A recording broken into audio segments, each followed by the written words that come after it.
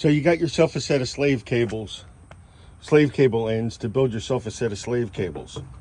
First thing you do is you take the back off, you inspect them. You're going to have two ends.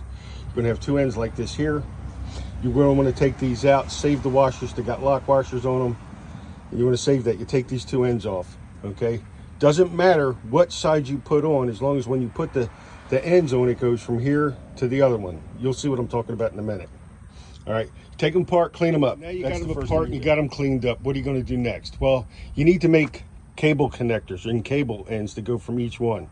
I personally am going to use a couple of old welding leads that I have that are pretty long, so I'm going to use them. I think the longest one I have is 10 feet. 10 feet's a little short for jumper cables like this, but if you have longer, use longer. If you can't find any, look on Facebook Marketplace. That's a good place to look for the cable ends to get the leads for the damn welding leads.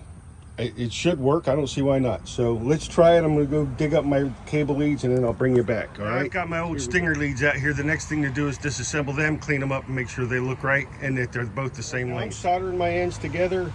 Okay, I don't have a way to show you doing it, but I'm going to solder these together. I soldered the other two already, put them on.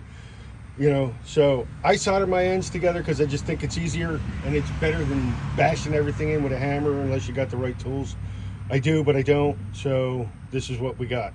All right, so I'm going to go ahead and solder this together. I'll show you when I'm done. All right, well, there you go. It's soldered together. Doesn't look great, but it works. It holds on. Here, I'll see if I can't. I got no way to show you. Damn it. All right, well, it's on there. Trust me. You got no choice. All right, now, as you guys can see, that clearly these cables aren't as big as the original ones, so I'm going to have to come up with another idea on how to hold these cables together and in. I'm going to use these aluminum AN clamps, hose clamps, to clamp these together all the way down. I think I've got 5 or 6 of them. I'm going to use them all to clamp it down, and we'll see how that comes out, and I'll show you when I'm done. Well, my AN fitting hose clamps idea isn't going to work. It's too loose. It's as tight as it'll get, and it's still too loose on the cable. So I'm going to try to figure something out. I guess I can use zip ties. You know, like everybody else, I got a shit ton of them.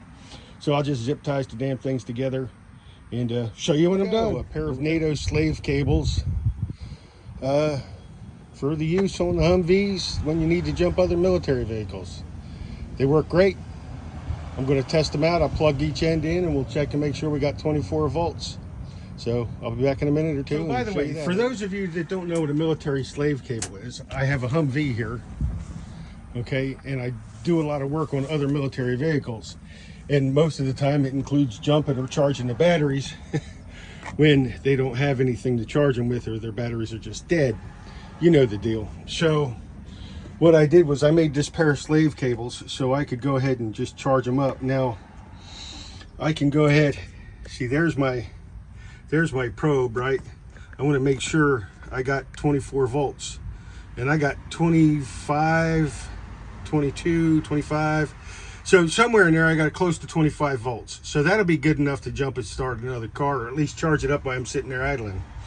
All right, that was that side. Let's go ahead and check the other side. So I swapped them out. Now I know some of you guys are going to be saying, why would you check both sides? Well, I want to check both sides to make sure I got good connections and to make sure that both sides fit into the NATO receptacle. At this particular point in time, they do. And so that is great for me. Okay, I'm going to stick the negative probe right there.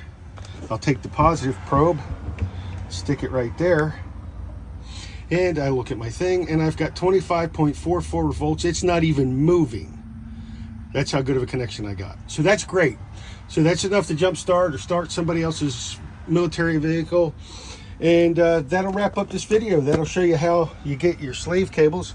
See, here it is here on the Humvee, because it's got to be a pain in the ass. And you just wiggle it out. Just wiggle it out. Come on, baby. Wish everything I knew was that tight. All right, sorry. But there you go, a short pair of military, basically military jumper cables. So there you go.